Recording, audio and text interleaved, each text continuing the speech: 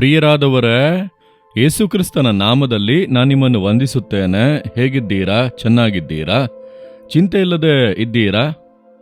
ಚಿಂತೆ ಇಲ್ಲದೆ ಯಾರಿರುತ್ತಾರೆ? ಎಲ್ಲರೊಳಗೂ ಒಂದು ಚಿಂತೆ ಇದ್ದೇ ಇರುತ್ತದೆ ಎಂದು ಹೇಳುತ್ತೀರಾ? ನೀವು ಚಿಂತೆ ಇಲ್ಲದೆ ಇರಬೇಕೆಂದು ದೇವರು ಬಯಸುತ್ತಾರೆ. ಯೇಸು ನಿಮ್ಮನ್ನು ನೋಡಿ ಏನು ಹೇಳುತ್ತಾನೆ? ಮಗನೇ, ಯಾಕೆ ಚಿಂತಿಸುತ್ತೀಯಾ? ಮಗಳೇ, ಯಾಕೆ ಚಿಂತಿಸುತ್ತೀಯಾ? ಚಿಂತಿಸಬೇಡಿ ಎಂದು ಹೇಳಿದ್ದೇನಲ್ಲ ಎಂದು ಹೇಳುತ್ತಾರಲ್ಲ. ಮತ್ತಾಯನು 6ನೇ ಅಧ್ಯಾಯ 34ನೇ ವಾಕ್ಯದಲ್ಲಿ ಯೇಸು ಹೇಳುತ್ತಾನೆ, ನಾಳೆಯ ವಿಷಯವಾಗಿ ಚಿಂತೆ ಮಾಡಬೇಡಿರಿ. ಈ ಮತ್ತಾಯ 6ನೇ ಅಧ್ಯಾಯದಲ್ಲಿ ನಾವು ಓದುವಾಗ ದೇವರು ಬಹಳ ಪ್ರಾಕ್ಟಿಕಲ್ ಆಗಿ ಜನರೊಟ್ಟಿಗೆ ಮಾತನಾಡುತ್ತಿದ್ದಾರೆ. ನೀವು ಆಹಾರಕ್ಕಾಗಿ ಚಿಂತಿಸಬೇಡಿರಿ. ಆಕಾಶದ ಪಕ್ಷಿಗಳನ್ನು ನೋಡಿರಿ, ಅದು ಬಿತ್ತುವುದೂ ಇಲ್ಲ, ಕೊಯ್ಯುವುದೂ ಇಲ್ಲ, ಕಣಜದಲ್ಲಿ ಕೂಡಿಸಿಟ್ಟುಕೊಳ್ಳುವುದೂ ಇಲ್ಲ. ನಾಳೆಗೆ ಅದಕ್ಕೆ ಆಹಾರ ಎಲ್ಲಿ ಸಿಗುತ್ತದೆ ಎಂದು ತಿಳಿಯದು, ಆದರೆ ಅದು ಚಿಂತಿಸುವುದಿಲ್ಲ. ಯಾಕಂದ್ರೆ ತನ್ನನ್ನು ಸೃಷ್ಟಿಸಿದಂತಹ ದೇವರು ತನ್ನನ್ನು ಪೋಷಿಸುತ್ತಾರೆ ಎಂಬುದಾಗಿ ಅದಕ್ಕೆ ತಿಳಿದಿದೆ. ಮನುಷ್ಯನಿಗೆ ಮಾತ್ರ ಇದು ತಿಳಿಯುತ್ತಾ ಇಲ್ಲ. ಬ್ಯಾಂಕ್ನಲ್ಲಿ ಹಣ ಇದೆ, ಮನೆಯಲ್ಲಿ ಅಕ್ಕಿ ಬೇಳೆ ಎಲ್ಲ ಇದೆ, ಎಲ್ಲ ಇದ್ದರೂ ಕೂಡ ನಾಳೆಗೆ ಏನ್ ಮಾಡುವುದೆಂಬುದಾಗಿ ಚಿಂತಿಸುವಂಥದ್ದು. ಯೋಚಿಸಿ ನೋಡಿರಿ, ಯಾವುದಾದರೂ ಪ್ರಾಣಿ ಪಕ್ಷಿ ನಾಳೆ ಏನ್ ಮಾಡುವುದೆಂಬುದಾಗಿ ಯೋಚಿಸುತ್ತಾ ಕುಳಿತಿರುತ್ತದ ನೋಡಿರಿ, ಚಿಂತೆ. ಹಾಗೆ ಏನು ಉಡುವುದು ಎಂಬುದಾಗಿ ಚಿಂತಿಸಬೇಡಿ.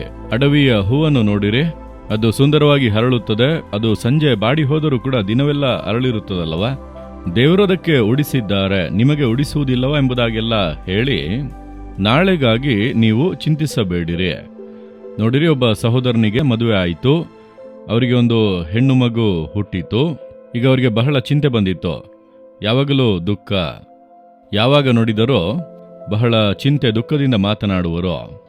ಆಗ ಒಂದು ದಿನ ಅವರ ಮನೆಯಲ್ಲಿ ಅವರ ಅಪ್ಪ ಅಮ್ಮ ಎಲ್ಲ ಇರುತ್ತಾರಲ್ಲ, ಅವರೊಟ್ಟಿಗೆ ಮಾತನಾಡುವಾಗ ಹೇಳಿದರು, ಬ್ರದರ್, ಇವನಿಗೆ ಈಗ ತಾನೇ ಮಗು ಆಗಿದೆ, ಹೆಣ್ಣು ಮಗು, ಬಹಳ ಚಿಂತೆಯಲ್ಲಿ ಇದ್ದಾನೆ. ಏನು ಚಿಂತೆ ಎಂದು ಕೇಳಿದರೆ, ನನಗೆ ಹೆಣ್ಣು ಮಗು ಹುಟ್ಟಿದೆ, ಇದನ್ನು ಓದಿಸಬೇಕು, ನಂತರ ಮದುವೆ ಮಾಡಿ ಕೊಡುವಾಗ ಹಣ ಎಲ್ಲ ತುಂಬಾ ಖರ್ಚಾಗುತ್ತದೆ, ಏನು ಮಾಡುವುದು ಎಂಬುದಾಗಿ ಈಗಲೇ ನನಗೆ ಭಾರವಾಗಿದೆ. ಯಾವಾಗ?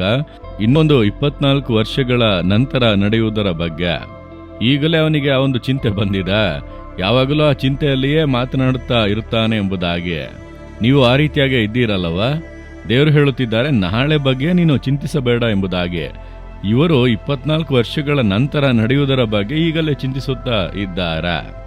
ಇದುವೇ ಮನುಷ್ಯನ ಸ್ವಭಾವವಾಗಿದೆ. ಯಾಕೆ ಒಂದು ಚಿಂತೆ ಬರುತ್ತದೆ? ನನಗಾಗಿ ಚಿಂತಿಸುವಂತ ಒಬ್ಬ ದೇವರು ಇದ್ದಾರೆ.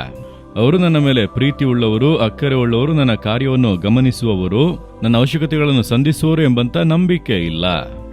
ನಿಮ್ಮ ನಂಬಿಕೆಯು ಅಲ್ಲಿ ಕಡಿಮೆ ಆಗಿರುವುದರಿಂದಲೇ ಈ ಚಿಂತೆಗಳು. ದೇವರು ಹೇಳುತ್ತಾ ಇದ್ದಾರೆ, ನಾಳೆಗಾಗಿ ಯಾಕೆ ಚಿಂತಿಸುತ್ತೀಯಾ? ನಾಳೆ ನನಗೆ ಈ ರೀತಿ ಸಮಸ್ಯೆ ಬರುತ್ತದಾ? ನನ್ನ ಕೆಲಸದಲ್ಲಿ ಈ ರೀತಿ ಸಮಸ್ಯೆ ಬಂದು ಬಿಡುತ್ತದಾ? ನಾಳೆ ನನ್ನ ಬಿಸ್ನೆಸ್ ಈ ರೀತಿ ಆಗಿಬಿಡುತ್ತದಾ? ಈಗಿನ ಆರ್ಥಿಕ ಪರಿಸ್ಥಿತಿ ಈ ರೀತಿ ಆಗಿದೆ, ಪರಿಸ್ಥಿತಿ ಈ ರೀತಿ ಬದಲಾಗುತ್ತಿದೆ, ನಿಯಮಗಳು ಈ ರೀತಿ ಬರುತ್ತಿದೆ, ಏನಾದರೂ ಆಗಿಬಿಡುತ್ತದಾ? ಯಾಕೆ ಚಿಂತಿಸುತ್ತಾ ಇದ್ದೀಯಾ? ನಾಳೆ ದಿನ ಬರುವಾಗ ಅದನ್ನು ನೋಡೋಣ. ನಾಳೆ ದಿನಕ್ಕಾಗಿ ನಾಳೆ ದಿನ ಚಿಂತಿಸುವುದು. ಅಂದಂದು ದೇವರು ಪೋಷಿಸುತ್ತಾ ಇದ್ದಾರಲ್ಲ. ದೇವರು ನನ್ನನ್ನು ಸೇವೆಗೆ ಕರೆದಾಗ 74ನೇ ವರ್ಷದಲ್ಲಿ ನಾನು ಸೇವೆಗಾಗಿ ಸಮರ್ಪಿಸಿದೆ. ಇದು 50ನೇ ವರ್ಷ. ದೇವರು ಸೇವೆಗೆ ಕರೆದಾಗ ನಾನು ಹೇಳಿದೆ, ದೇವರೇ, ನಾನು ಸೇವೆಗೆ ಬರುತ್ತೇನೆ. ಇನ್ನು ಮೇಲೆ ನನಗೆ ಒಂದು 5 ಪೈಸಾ ಬೇಕಿದ್ದರೂ ಕೂಡ ನಿಮ್ಮ ಬಳಿಯಲ್ಲೇ ಕೇಳುವುದು. ನಾನು ನಿಮ್ಮನ್ನು ನಂಬಿ ಆಶ್ರಯಿಸಿಕೊಂಡು ಸೇವೆಗೆ ಬಂದಿದ್ದೇನೆ. ನಾನಿನ್ನು ನಮ್ಮ ಅಪ್ಪ ಅಮ್ಮನ ಬಳಿ ಕೇಳುವುದಿಲ್ಲ. ಯಾವ ಮನುಷ್ಯರ ಬಳಿ ಹೋಗಿ ನನಗೆ ಕಷ್ಟ, ಹಣದ ಕಷ್ಟ ಎಂಬುದಾಗಿ ಕೇಳುವುದೇ ಇಲ್ಲ. ನೀವೇ ನನ್ನ ಜವಾಬ್ದಾರಿ. ಆಗ ದೇವರು ಹೇಳಿದರು, ಸರಿ, ನಾನು ಜವಾಬ್ದಾರಿ ತೆಗೆದುಕೊಳ್ಳುವೆ. ನಾಳೆ ದಿನದ ಕುರಿತಾಗಿ ನೀನು ಚಿಂತಿಸಬಾರದು. ಅಂದಂದಿನ ಅವಶ್ಯಕತೆಗಳು ನಿನಗೆ ಸಂಧಿಸಲ್ಪಡುತ್ತದೆ. ಇದನ್ನೇ ದೇವರು ಮಾತು ಕೊಟ್ಟದ್ದು 50 ವರ್ಷಗಳ ಹಿಂದೆ. ಆ ವಾಗ್ದಾನವನ್ನು ನಂಬಿ ಕೇವಲ ಸತ್ಯವೇದವನ್ನು ಮಾತ್ರ ಕೈಯಲ್ಲಿ ಹಿಡಿದುಕೊಂಡು ನಾನು ಸೇವೆಗೆ ಬಂದೆನು. ನನ್ನ ತಂದೆ ತಾಯಿಗಳು ನನಗೆ ಬರುವಂತ ಆಸ್ತಿ ಪಾಲನ್ನು ಕೊಡುತ್ತೇನೆಂದು ಹೇಳಿದರು. ನನಗೆ ಈಗ ಬೇಡ ಎಂಬುದಾಗಿ ಹೇಳಿದೆ. ನನಗೆ ಯೇಸು ಸಾಕು. ಈ ಸತ್ಯವೇದವನ್ನು ಮಾತ್ರ ತೆಗೆದುಕೊಂಡು ನಾನು ಸೇವೆಗೆ ಬಂದೆ. ಇಂದಿನವರೆಗೂ ಕೂಡ ದೇವರು ನನ್ನನ್ನು ಆಶಾಭಂಗ ಪಡಲು ಬಿಡಲಿಲ್ಲ, ಯಾರ ಮುಂದೆಯೂ ಕೈ ಚಾಚುವುದಕ್ಕೆ ಬಿಡಲಿಲ್ಲ. ನಾನು ಕಷ್ಟದಲ್ಲಿದ್ದೇನೆ, ಹಣದ ಕಷ್ಟ, ಊಟಕ್ಕೂ ಕಷ್ಟ ಎಂಬುದಾಗಿ ಹೇಳುವಂತೆ ಬಿಟ್ಟಿಲ್ಲ. ಕೆಲ ಸಮಯಗಳಲ್ಲಿ ಸೇವೆಯಲ್ಲಿ ಕೂಡ ನಾಳೆ ದಿನದ ಸೇವೆಗಾಗಿ ಕೆಲವೊಂದು ಅವಶ್ಯಕತೆಗಳು ಬರುವಾಗ ಲೈಟ್ ಆಗಿ ಚಿಂತೆ ತಲೆ ಎತ್ತುತ್ತದೆ. ಸೈತಾನ ಸುಮ್ಮನೆ ಇರುವುದಿಲ್ಲವಲ್ಲ. ತಕ್ಷಣ ದೇವರು ಹೇಳುವರು, ನಾನು ನಿನಗೆ ಏನು ಮಾತು ಕೊಟ್ಟೆ? ನಾಳೆ ಕುರಿತಾಗಿ ಚಿಂತಿಸಬೇಡ, ನಾಳೆ ನೋಡಿಕೊಳ್ಳೋಣ. ನಾಳೆ ನಿನಗೆ 1,000,000 ಬೇಕಿದ್ದರೂ ಕೂಡ ಚಿಂತಿಸಬೇಡ, ನಾಳೆ ಅದು ಸಂಧಿಸಲ್ಪಡುತ್ತದೆ. ಇದನ್ನು ನಾನು ಅನುಭವವಾಗಿ ನೋಡಿದ್ದೇನೆ, ಅದ್ಭುತಗಳನ್ನು ನೋಡಿದ್ದೇನೆ, ಅತಿಶಯಗಳನ್ನು ನೋಡಿದ್ದೇನೆ. ನನ್ನ ಯೇಸು ಮಾತು ತಪ್ಪದವನು. ನೀವು ಆ ರೀತಿಯಾಗಿ ಆತನನ್ನು ಆಶ್ರಯಿಸಿಕೊಂಡು ಪರಿಪೂರ್ಣವಾಗಿ ಆತನನ್ನು ಅವಲಂಬಿಸಿಕೊಂಡರೆ ಆ ರೀತಿ ನಡೆಯುತ್ತದೆ. ಆತನು ಹೇಳುತ್ತಾನೆ, ನಾಳೆ ಕುರಿತು ಯಾಕೆ ಚಿಂತಿಸುತ್ತೀಯ ಎಂದು ಹೇಳುತ್ತಾನೆ. ಇಂದು ಹೇಳಿರಿ, ದೇವರೇ, ನಾನಿನ್ನು ಚಿಂತಿಸುವುದಿಲ್ಲ, ನಾಳೆ ವಿಷಯವಾಗಿ ಚಿಂತೆ ಮಾಡುವುದಿಲ್ಲ. ನೀವೆಲ್ಲವನ್ನೂ ನೋಡಿಕೊಳ್ಳುವಿರಿ. ನೀವು ನಿಮ್ಮ ನಂಬಿಕೆಯನ್ನು ಅರಿಕೆ ಮಾಡುವುದಾದರೆ ದೇವರು ನಿಮ್ಮ ಮೇಲೆ ಪ್ರೀತಿ ತೋರಿ ನಿಮ್ಮ ನಂಬಿಕೆಯನ್ನು ಘನಪಡಿಸುವಂತೆ ಅದ್ಭುತ ಮಾಡುವರು. ನೀವು ಯಾಕೆ ನಾಳೆ ದಿನದ ಅವಶ್ಯಕತೆಗಾಗಿ ಚಿಂತಿಸುತ್ತಾ ಇದ್ದೀರಾ? ನಾಳೆ ಮಕ್ಕಳನ್ನು ಹೇಗೆ ಓದಿಸುವುದು, ಎಲ್ಲಿ ಓದಿಸುವುದೆಂಬುದಾಗಿ ಯಾಕೆ ಚಿಂತಿಸುತ್ತೀರಾ? ದೇವರ ಕರೆಗಳಲ್ಲಿ ಒಪ್ಪಿಸಿಕೊಡಿ, ದೇವರು ನೋಡಿಕೊಳ್ಳುತ್ತಾರೆ ಎಂಬುದಾಗಿ ನೀವು ನಂಬುತ್ತೀರಾ? ದೇವರೇ, ನನ್ನ ಚಿಂತೆಯನ್ನು ಕ್ಷಮಿಸಿರಿ, ಚಿಂತೆ ಎಂಬಂಥ ಪಾಪಕ್ಕೆ ಅವಕಾಶ ಕೊಟ್ಟೆ. ಇನ್ನು ನಾಳೆಗಾಗಿ ನಾನು ಚಿಂತಿಸುವುದಿಲ್ಲ.